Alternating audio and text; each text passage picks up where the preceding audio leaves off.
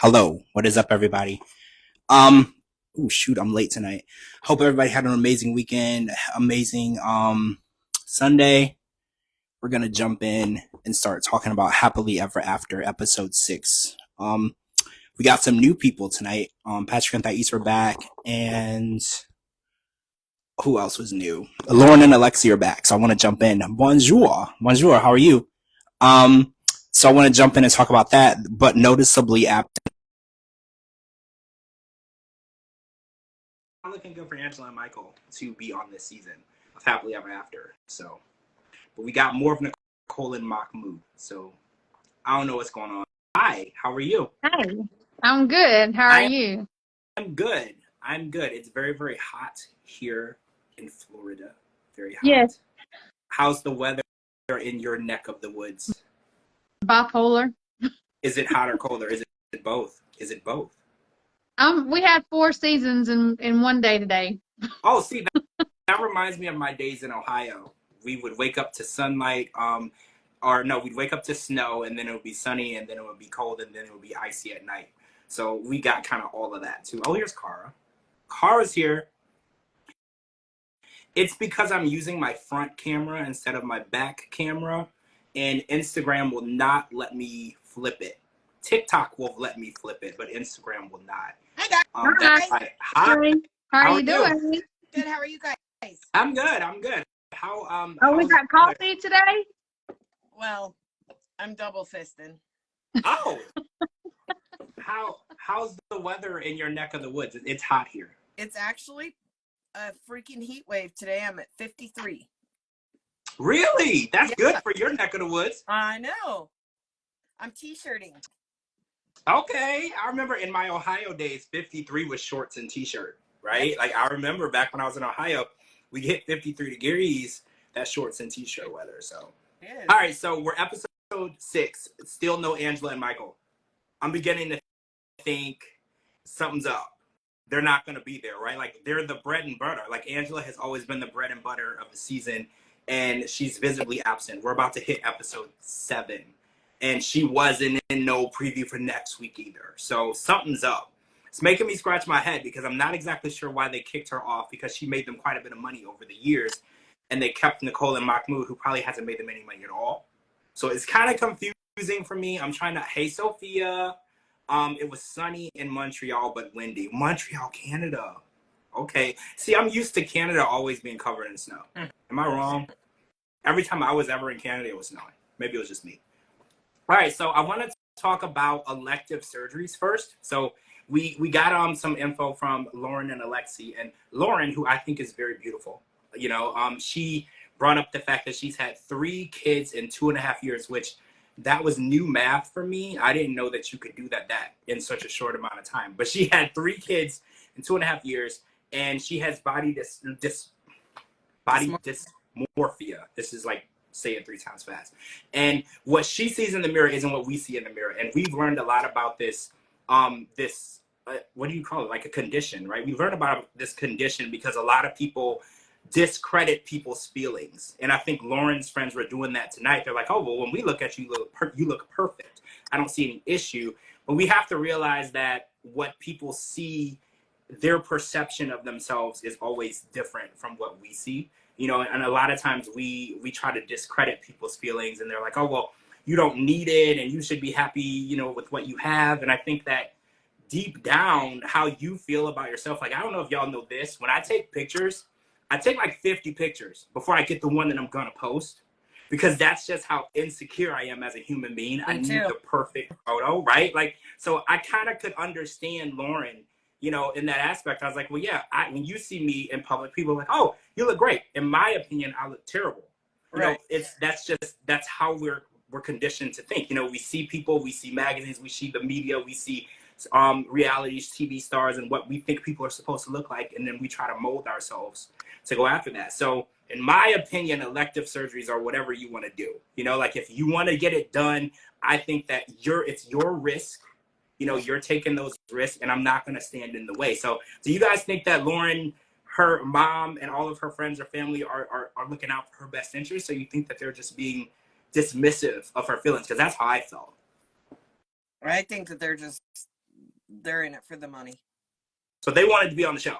Yeah. Because they don't give two shits if they have surgery or not. I mean, I do know some people have had very strange complications. Over the last couple of years, 2 or 3 years, people have passed away on the table from elective surgery. So I think a lot of people have gotten a little more. The people that are going to unlicensed professionals. Right.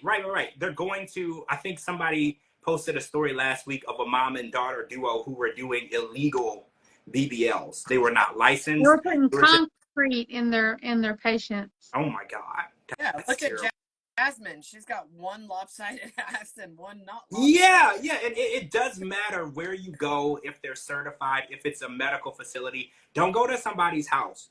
Don't go to any back alleys. I think it's very important that you're selective of where you go and who you let do medical procedures on you. They need to be certified. They need to have a medical license. Yeah. And I think if she's going about it the right way, I think the only person who really has any weight on the subject is Alexi, because that's his wife. And I feel like when you're married, decisions are made jointly. Like you don't, I mean, you would disagree with me, Cara, but I was like, you don't just go and do something without talking to me. You have to when you've got 3 kids and you're literally all of the responsibility is shifted to one parent. Right. Have to be 3 kids under the age of 3, or like 3, 2, 1. I mean, and I mean he's going to have all the responsibility. He's going to be taking care of them and her. Yeah. I don't even know if he works, but whether he works or not, I mean, it's still going to fall on him, which means he's going to have to take time off of work, and she's doing everything at one time, so she's not going to be able to do nothing but lay around. And she's already a crybaby. She cries about everything. I mean, you know what I'm saying? I'm not picking on her. I'm just saying that she already cries about everything.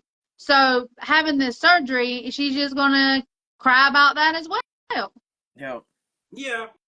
I mean, go ahead. No, I agree. I agree completely. It's all going to fall on his shoulders. And that's a lot for anybody to handle. I don't care if it's a weight on the relationship, because he does work full time. One of my friends, Judy, told me that he works, I can't remember the warehouse. It's like from a watch company. I don't know. I can't remember the name of it now. Maybe in Vivica, something like that. He works somewhere full time. And it's going to put a lot of stress on him, because he said it was 8 weeks recovery, which is a really long time. And, she's not going to be able, probably for the first 3 or 4 weeks, she can't even get up.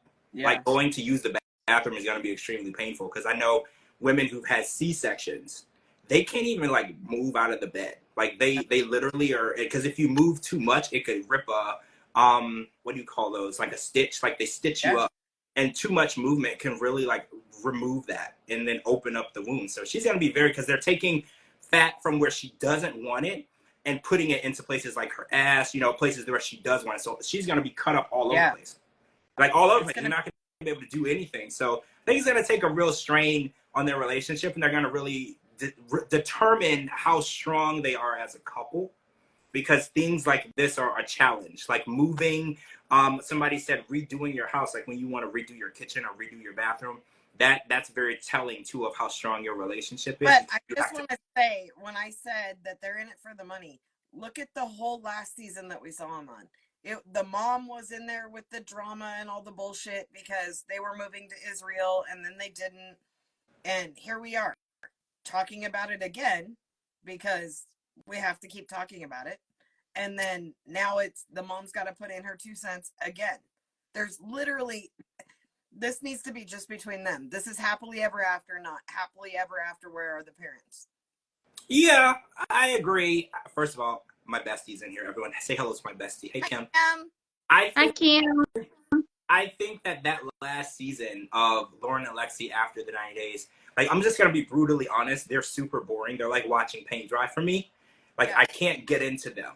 Like, I know a lot of people love them, and I have followers that are just obsessed with them. They just love them. But I can't get into their drama because there's just none. They get along really well. Their relationship is strong. You already know how their relationship is. I mean, like Cara just said, they're just in it because they needed someone to be there last minute. I mean, we already know they're not struggling. We already know she has a surgery. We already know she's recovered from it. We already know all of this. Yeah. Like, And so it's like, why make us watch something we already know? we already know that they're not moving to Israel either, right? We know this, Yeah, right? we already There's know no, this. there is Like, no chance. Well, somebody told me they put their condo up for sale like a month ago. I did see the listing for their condo. It was up for sale. So then maybe I'm not saying, moving into a Here's the house, thing. like a bigger place, you know? Here's how we know that they're a fill-in for obviously taking Angela and Michael off the show. So when they have their NDA, they can't say shit.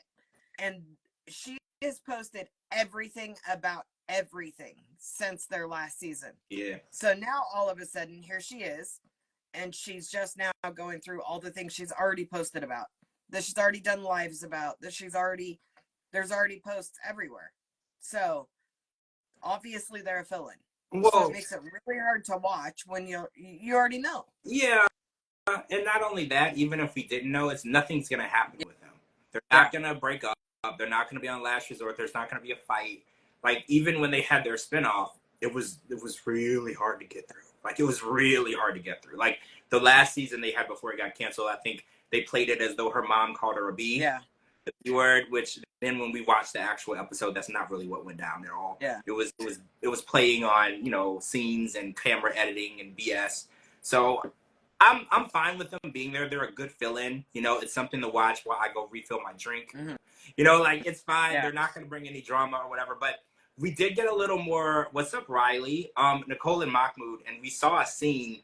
All right, so I know we're not supposed to be talking about them, but this scene really irritated me because Nicole's friend, first of all, she spoke to him pretty nastily around her friend. She was like, "You hateful word." I'm not going to repeat it. And then her friend stood in the doorway to stop him from leaving. And this whole situation just really made me upset because he got made out to be a horrible person in the media based on the situation that happened. But when we're watching the events leading up to what happened, this was only his second day there.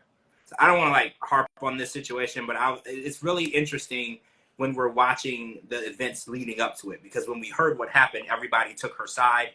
And everybody's like, oh, this was horrible. I can't believe that he would do something like this. The way that her friend stood in the doorway and stopped him from leaving, that's really what got to me. Because when you take away someone's option of walking away from a situation, I feel like that's not fair. If he wanted to remove himself, he had every right to remove himself. So I just, all the scenes with them, it just pisses me off. I wish they wouldn't air it. I don't really even want to be a part of it. I feel like it's toxic and it's disgusting. But when I see it, each one unfold, it gets worse and worse for me. Yeah. But we're not going to stay on that too long. Okay, That's when I go pee. So I want to talk about Kobe and Emily, because Emily confronted Kobe about the ex-girlfriend that he may or may not have been still dating when they got together. So how did y'all feel about Kobe's reaction? Because he had a really weird grin on his face, and Twitter is very convinced that was a nervous grin. It was like a guilty grin. How do y'all feel about that, the way that he reacted to that accusation? I'm more It was because he admitted that he still talks to her. I'm more concerned with the fact that he's still talking to her. Isn't it also strange that when he said, I still talk to her, and I just recently talked to her, that went over Emily's head and she didn't have any follow-up questions? Yep. That was really weird for me, because I know if I was in a relationship and the girl was like, oh, well, when's the last time you talked to your ex? I was like, oh, a couple of days ago. That would have been a whole conversation. Also, tell me it's not staged when Emily's like, well, let's call her. So she's just got her phone number? Did Emily just recently talk to her? I'm beginning to think that Emily knows everything about this ex, and she's probably met her or talked to her or FaceTimed her. And I think that she's probably still a friend of the family, friend of his friends, because she didn't get mad enough for me when she found out that he was still talking to her, because I've met lots of different women, and those words, yes, I'm still talking to my ex, they open up a portal of anger. So when she was just like, it just went over her head. He was like, oh yeah, I just talked to her. And I'm like, that's a situation. That whole thing, that's a whole situation. This is where the drink flies.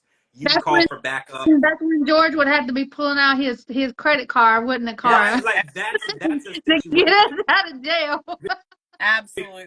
That's how I know that this is all BS and this is all a storyline. Because I was like, any woman, not just Emily, any woman will be like, the hell you mean you just talked to her? Give me your phone. Like, that would have been a whole situation. Security would have had to get involved. They would have had to separate people. Drinks would have been everywhere. They would have got kicked out of that club easily. Yep. Like, it would have been a whole thing. So I know that this whole situation is BS. You know, and I know that them going to Cameroon, that was probably the storyline, and then they needed something to happen while they were there, obviously. You know, you can't just go there on a free trip, you know, and just let everybody watch you on the trip. They had to have something that happened. So other than the wedding, them not liking Emily, I guess, is the storyline, which is so irrelevant because they're married with 3 kids. Yeah. And this is Kobe's first time going to Cameroon in like almost 3 years. So does it really matter what they think? He's not there, you know, and they're not coming here. So it doesn't really matter how they feel. And if they want to hate her, they're going to hate her from across the pond. She doesn't have to deal with them, right? Like, who cares? Like, there's people who hate me who are in the same country and same state. It doesn't bother me at all. Yep. Did you see did you see those comments earlier, Cara? Yes. The people coming after me? I told you, it happens all the time. Do you think I'm mad? I am not. Do you think I'm bothered? Like, when when you look at somebody and they're coming at you and their profile picture is a dog stock from Google and they have 3 followers, I can't. Well, I can't. Got on there when I seen it. I got on there and I was like, well, come in our live and tell us, you know, face to face. Just come on. Yeah, if you want to go, let's go. Okay, so I'm going to take this one. Portuguese Princess says she has an ex on Facebook. The only time that she talks to them is once a year to say happy birthday. So I want to ask y'all a question. Is it okay to have an ex on Facebook and you say happy birthday every year? Or you reach out to them every now and then? Is that okay if you're married or in a relationship? I mean, if you're saying happy birthday on Facebook, who cares? Yeah. So that's not a big deal. Are you having a whole ass conversation with them? How you been? What you doing? Yeah. How's life? How's your job? How's exactly. If you're saying like happy birthday or Merry Christmas or whatever, I mean, on Facebook is fine. But if you literally calling them up on the phone and having a conversation with them, that is a punch in the face and a kick in the balls and me going to jail. See, I don't know. Keeping an ex on Facebook is like keeping hope alive. I don't know. Maybe I'm really insecure. Sometimes people do end on good terms. You know what I'm saying? Some people do end on good terms. And if you end on good terms, especially if there's children involved, which, I mean, they don't have no children. I'm just saying, you know what I'm saying? Then that's a good thing. Well, that's all I'm saying. With children involved, there's no other option. You have to be friends on Facebook. You have to be on speed dial. Like, there's no other option. Honestly, the devil's alive because I ain't friends with my kid's dad. I can't be in the same room with him. Don't think so. You will be getting me out of prison. I'll be in the orange and black stripe. You have to get along and cope. No, hell I don't. Says who? No, I don't either. You have to love your kids more. The devil's alive. The devil is alive. Nope. The devil, Edie? Okay, so wait, who says you have to get along with your ex and co-parent? Who said that? Well, who made that rule? Okay, so in my opinion, if you don't get along, somebody's gonna get arrested, and that does not go under the lines of co-parenting. That's me. I feel like I would get arrested. Why do you have to co-parent? If one parent's a pile of shit, why do you have to co-parent? Because the child deserves to see. The child deserves a piece of shit? No. You're misunderstanding. The child deserves to see his parents in a good light. Like, okay, so my mom and dad were divorced. My mom and dad were divorced, and I do respect my mom because she never spoke negatively about my dad around me. Don't get me wrong, my dad's a piece of human garbage, but she never spoke negatively about him to me. She let me figure out on my own that he was human garbage. It didn't take long. I figured it out on my own, but I respected her because I have other friends who have kids and they say horrific, terrible things about the other person. I'm not saying you have to talk shit about your ex to your kids. I'm just saying there's nobody that says you have to co-parent with a person that's a piece of shit. Well, no. There's no law whatsoever that says that you have to. You can easily have a judge do the visitation and you can do a handoff. You can even send another person to do the handoff for you. Like, no, there's no law. I just think it's just better for the child to see them not trying to hurt each other. Just in my opinion. But, yeah, I agree. But it's not, we don't live in a perfect world. Sometimes that's just how you feel about the person. We don't live in a perfect world, and we can't always give children everything that they deserve. Sometimes it is what it is. Your other parent is a piece of garbage. And like, I learned it. I wasn't even a teenager before I learned it. After, like, they're supposed to show up to something and they don't show up, but they're supposed to do something. It didn't even take me long, because when I told my mom, I was like, why did you tell me that he was crap? And she's like, well, that wasn't my place. She was like, my place was to let you figure out he was crap on your own. She's like, well, now that you know he's crap, we can talk crap about him together. But she was like, before you knew that, she's like, I wasn't going to put any thoughts in your head. He had the right to change. She was like, he was a crappy father to his other kids, but maybe he changed. I was going to give him that opportunity to... I guess it depends on what kind of parent that parent is to the other parent in front of the children. Yeah. So if that parent is mean or abusive to you in front of your child, you are under no obligation to civilly co-parent with them. No. You don't have to, like, technically, you don't have to show any respect whatsoever if they're not doing that for you and the child. Yeah. If you both can be mature and you both can do it and give that child, because I know people who, we're getting off subject, but I know people who have kids together who go to soccer games and they bring their other wife and other husband and stuff, and they get along. They sit together like they like each other. And I was looking at them and I'm like, I don't know where y'all were when I was growing up, but my mom would have gotten arrested. Like, I don't know how y'all are making this happen, but if my dad's new woman it would be an arrest. Well, there would be police. Yeah. But I'm just gonna say it right now. It would have never happened. So I was like, I don't know how y'all managed to make that happen, but I'm happy for you, and I'm happy for your kids, you know. But everybody was not raised that way. Nope. So, okay, let's jump on over to Ed and Liz. So we know for a fact that Ed has called off the wedding because he made spicy taco pasta for Riley, and then Riley said it was too hot, and then he told Riley, who's a child, to stop being a baby because she didn't want to eat the hot food, because we know that Ed is a piece of garbage. And he woke up and left Liz in Arkansas and told the officiant they weren't getting married, but didn't tell Liz they weren't getting married. So I just have one question. Why do we care? Because when he got pushed off the wall, he couldn't be put back together again. I am so tired of these people. Like, on God, like, for real, I am so sick of Ed and Liz. And it's like, I want to love Liz for being someone who could tolerate someone as stupid as this man. But I also question Liz's, like, mental state for dealing with this stupid man. I'm glad that they're done. And I don't know why she acted like she was hurt when he said this was the best decision that was made for her. He had to get, because they're trying to get that last paycheck. But even though I don't like Ed and Liz, I do have to say that I have to be on Liz's side, because if someone that is not a father to my child has any kind of tone to one of my children, yeah. Well, yeah. Do I need to say what will happen? Do I need to say what will happen? Because first of all, that's my child.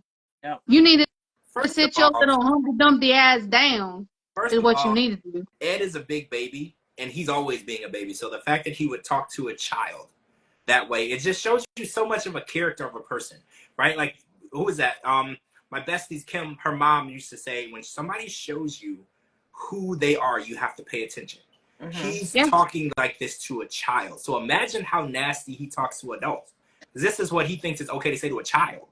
The worst part that I'm having dealing with this whole everything is the wedding's called off, blah, blah, blah. But we already know that they get married. So we know that the makeup is coming. Wait. The wedding's coming. Do we know that? Yeah. Do we know that? Over social media, they got married because it was supposed to have been filmed. This is in July. Remember, they just had their 4th of July party? Yeah. They got married August 29th. What if I told you they never got married? Well, I mean, that would be great.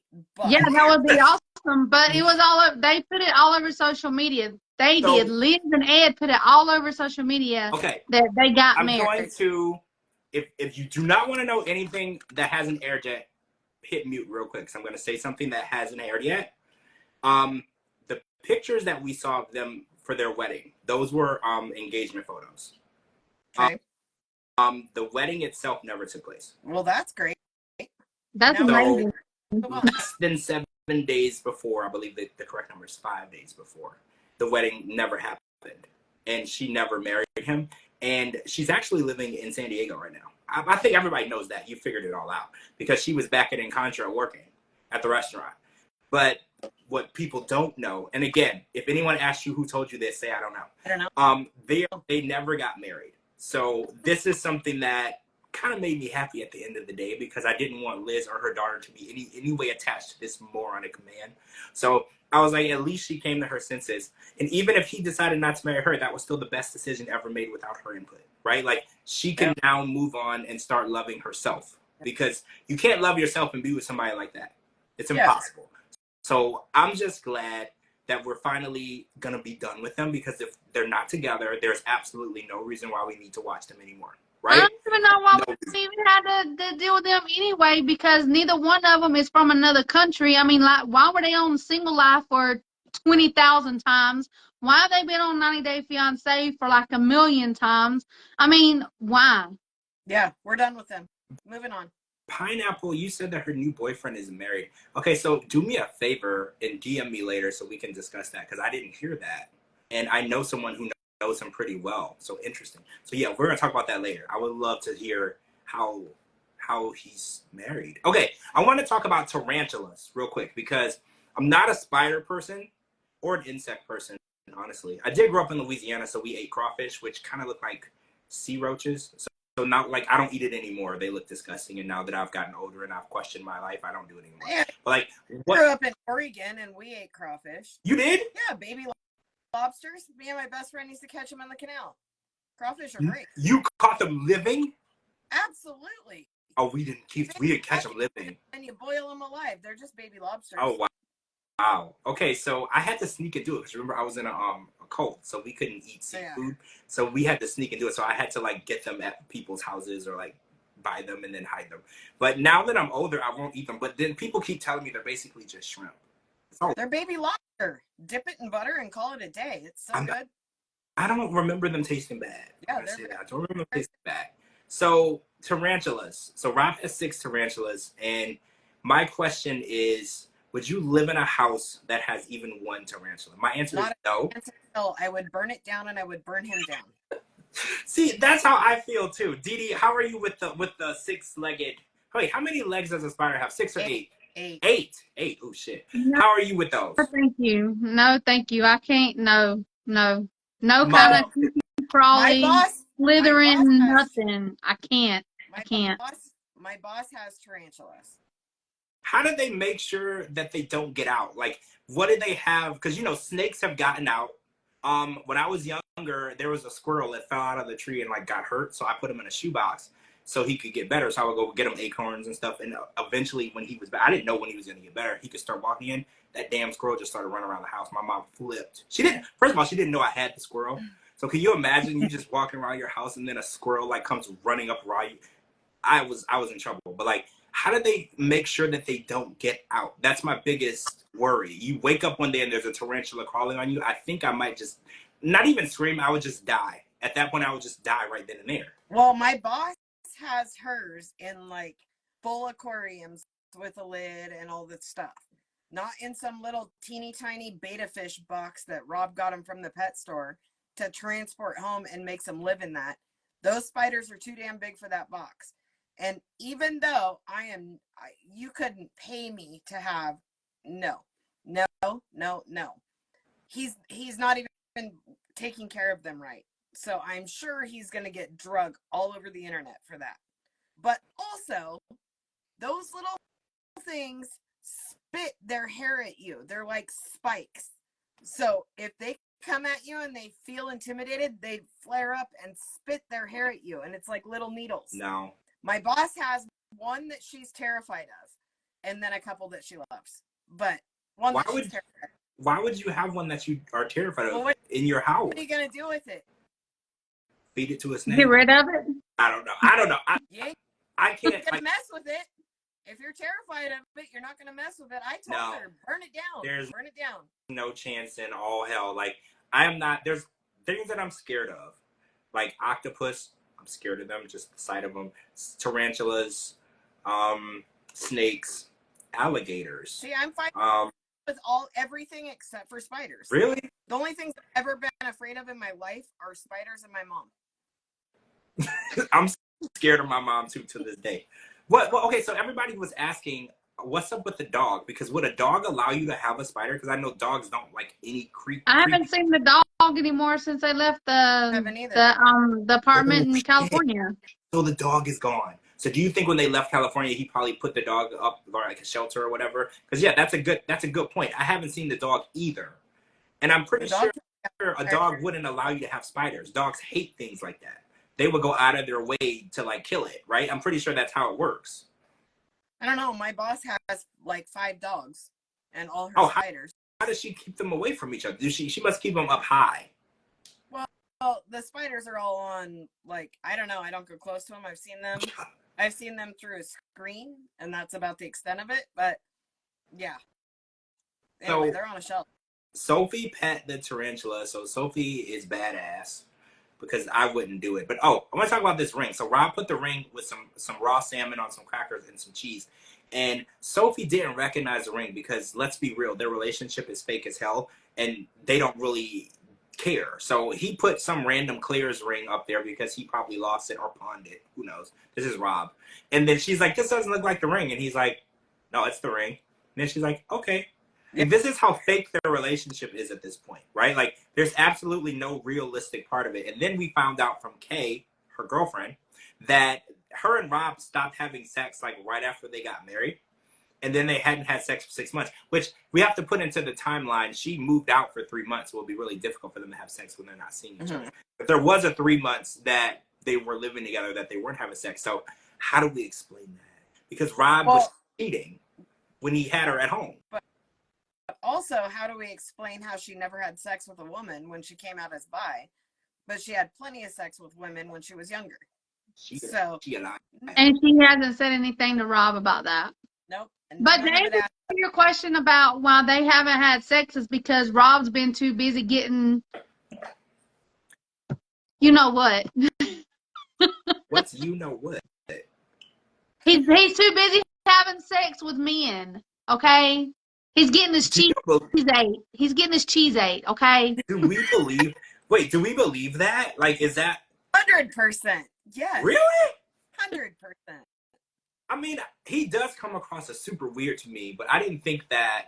I don't know. What's the point of going through so much trouble for a woman? Because, you know, there's men here in the U.S. You know, like, what's the point of all the trouble? Men here in the U.S. aren't bringing him a TLC paycheck. True.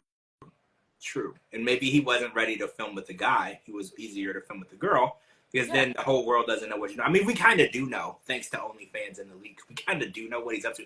But there was no other human being, males or whatever, in the pictures. It was just him. But the acts of what he was doing would lead us to believe that he might be interested in that type of. There is no woman on OnlyFans looking for that. That's true. That is a really good point. The audience that he's targeting doing those things is definitely of one gender. Yeah. You nailed it. So do you think, so he's not sleeping with her for 6 months and you think that he's sleeping with, and it would have been easy because she moved out. So he had a whole apartment to himself to just do whatever he wanted. Yep. This is interesting. Okay. He's off sleeping with Tim and everything's fine. Tim, I like that. So we're gonna wait, what did they say they were gonna do next? I think we were done with Rob and Sophie, right? That was it. All right, so let's talk about, we talked about Lauren and Alexi. Who do we not talk about?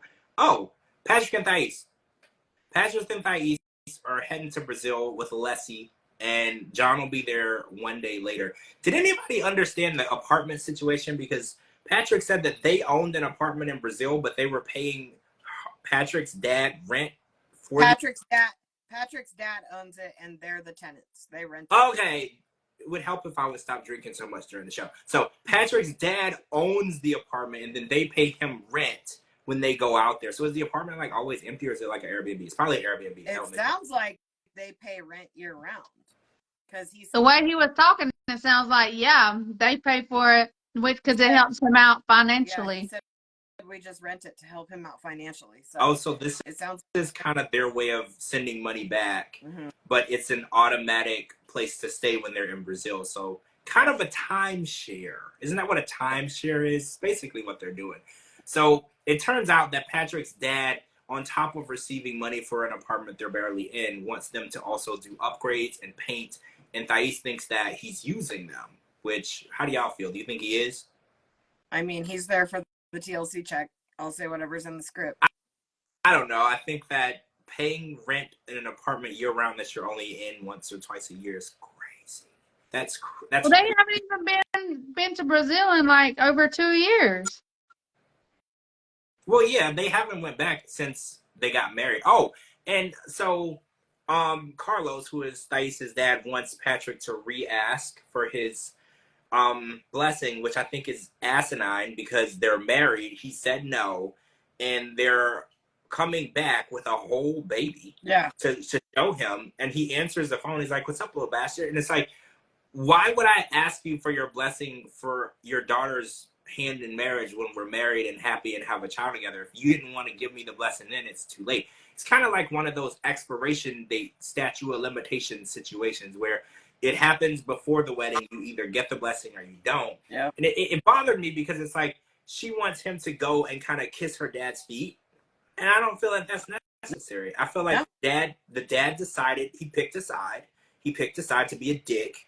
And now that he sees his daughter is happy and now he wants to meet his granddaughter, now he wants to change his tune.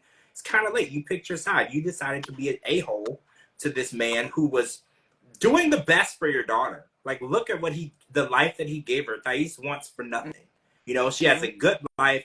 You know, other than John, she likes it over here, right? Like, she likes it over here. So, like, I can't imagine why he needs to come over here and kiss your ass to ask you for a blessing that you refuse to give him. There's no point. And it's like, if I was going over there, I'm not going to be nice. I'm going to be cordial, but I'm not going to kiss your ass either. Yep. And it's all on Thais. If a dad gives a blessing, the bride has the okay to go ahead and marry. If the dad doesn't give the blessing, the bride should say no. That's that. So it's on her. She didn't say no. So if anybody needs to kiss his ass, it's her. Yeah. Well, Patrick did. Once again, I'm going to have to take up for Patrick this week because Patrick did tell the truth. She's the one that started this because she wasn't honest from the get-go. Yep. Like he said, you started it and I'm having to fix it. Yep. Yeah. You're right. She should have told him what was going on. And, you know, I don't understand her relationship with her dad because when we watched her, when we first met her, she said she was really close with him. Everything that, you know, in her life revolved around him. And I was like, well, that can't be possible because he doesn't know that you're in a serious relationship. Oh, Coco Puff wanted to know, does her father not know that they're married? No, he knows because when the FaceTime call took place, they were asking and he told Patrick said we're getting married. I think it was like the next day or next 2 days. And when he found out that they were doing it regardless, that's kind of when he said, no, I won't give you my blessing. And I'm upset. So he knows that they're married, which I think is even more a stupid reason to ask him to come back over here and ask again. You know, like I asked you once, you had the opportunity to say yes or no. You said no, it's too late. Kind of like with this Emily and Kobe situation. The friends don't like her. It's too late. Yeah. They're already married, 3 kids in. Kobe is living in Kansas now. What's going on in Cameroon is a little less important now. He lives in Kansas. This is his first time back in 2.5 years. So the next time will probably be another 2.5 years. Y'all's feelings don't matter. Yeah. You know, like it is what it is. Like I know it hurts to hear, but your feelings don't matter. These people are happy and they're going to do what they want to do, whether you like it or not. Yep. They've already been doing it. You can't insert yourself into the life they already built and say, oh, I don't know if I approve. It's too late. Their life has already been built. And they've set roots. How do you expect him to want to sit down? How's he going to expect him to sit down and talk to him whenever he's already calling him names, calling him a little bastard? Well, apparently he's not a bastard. I mean, he knows who his mom and his dad is. So, I mean, I'm just saying. Yeah. So, I mean, if someone called me a name, they want me to sit down and be cordial with them and ask them, you know, for their like, I mean, I would never do it, but ask for their son's hand in marriage. You know what I'm saying? And then they call me a name. I'm not. To hell with you. Yep. I ain't gonna do it. Yep. I think that it's only gonna get ugly. I think with John showing up as well, it's gonna get ugly because John is the type to tell him, you know, he'll cuss back. You know, like he'll just say how he feels, and he has no interest in this family. He's not there. Patrick's dad is different from John's dad. Thais's dad has nothing to do with Patrick. He's like a non-concerned party, I guess what you call it. So he wouldn't carry the weight. So he's gonna take up for his brother because, you know, Patrick is a nice guy. He does try to keep the peace.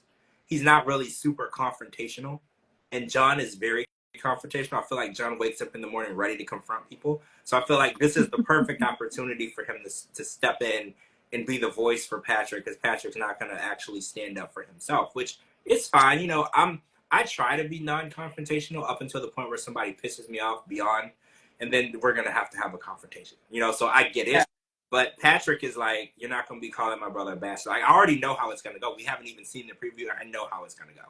You know, like I can see it. And it's funny because Patrick and John don't get along at all, but I guarantee you, since they're brothers, he's going to look at it as, I can talk about this fool, but you can't, because that's my brother. You know how brothers are. You can bully your brother, you can bully him as much as you want, but when somebody else starts to treat your brother or your sister like that, you're going to step it up, and you're going to make sure that nobody is going to get through them. So I think that Patrick is going to be leading his brother, and I kind of feel like John is going to bring the drama, because I said this before, Thais and Patrick are great. I love them, but they're boring.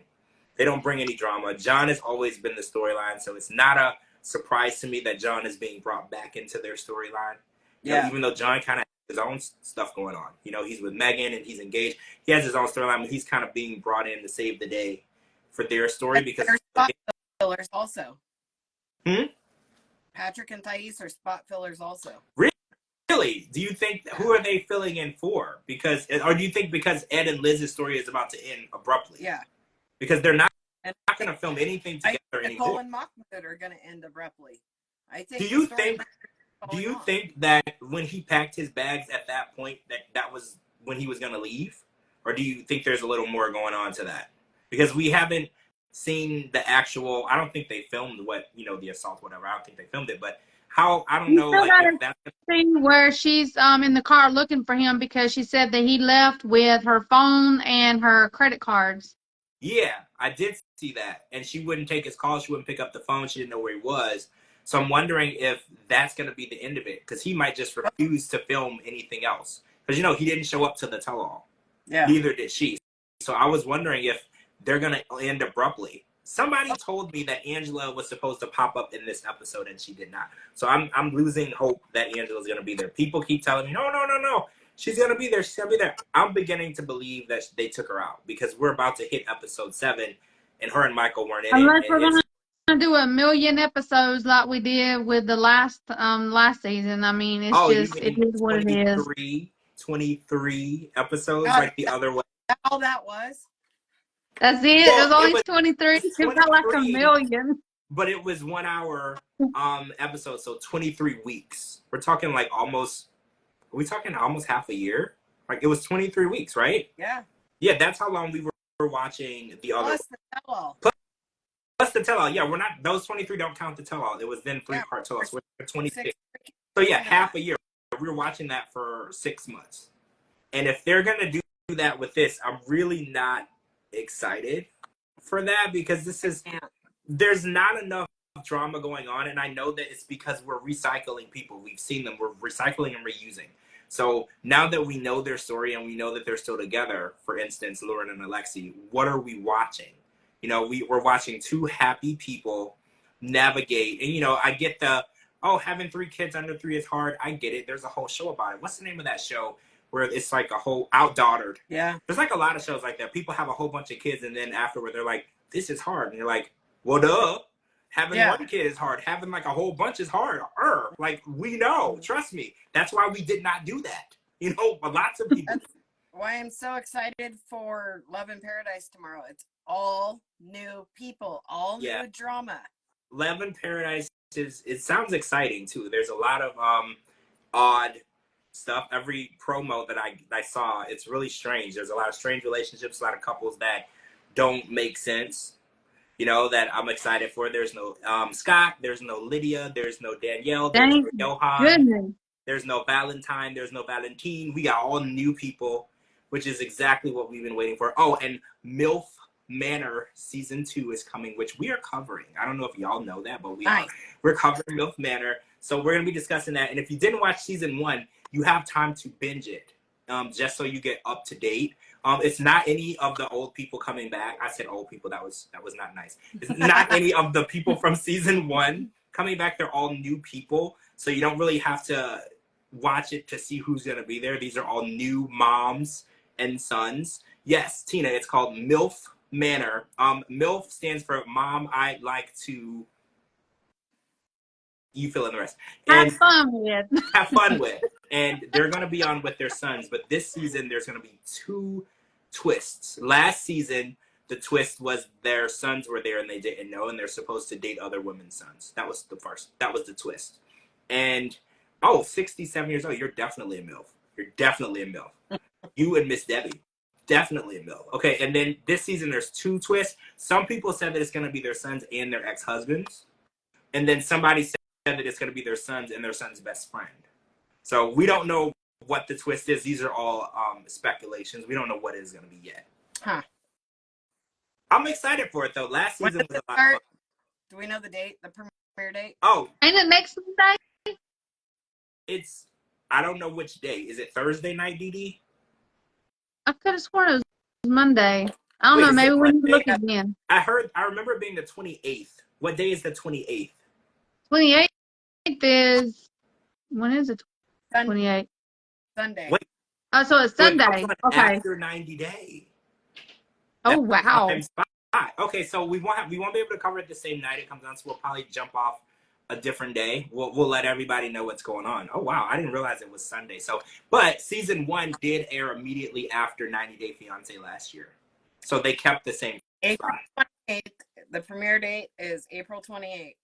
So it will be right after 90. So we got a week. Yeah, right after. So, and I'll set up the dates for all of the podcasts so everybody knows when we'll do what, because we can't do everything in one night. Yeah. So I'll set up the dates so everybody knows when to tune in so we can talk about it. So if you haven't watched season 1, you got a little bit of time to binge that. I think there was only 12 episodes in the first season. So we can jump right into that. And and then we'll be back next week for another Happily Ever After. And tomorrow, make sure you're here tomorrow night. We're going to cover Love in Paradise right after the episode. So make sure you're there so we can talk about the new couples. And thank you guys for joining. And we're going to wrap up. So make sure you're following my co-hosts, Cara and Dee Dee. They're tagging this video. Make sure you're following me on all social media platforms at George Mossey, georgemossey.com. Here we get your podcast, type in the George Mossey Show. Oh, and thank you again to everyone who streamed us on Spotify and Apple Music, because last week we were trending in the top 50 in Canada. Hello, Canada. We love you. Can't wait to see you again. Thank you guys so much for joining us. Everybody have a wonderful night. We'll talk to all of you really soon. See you tomorrow. Bye. Bye.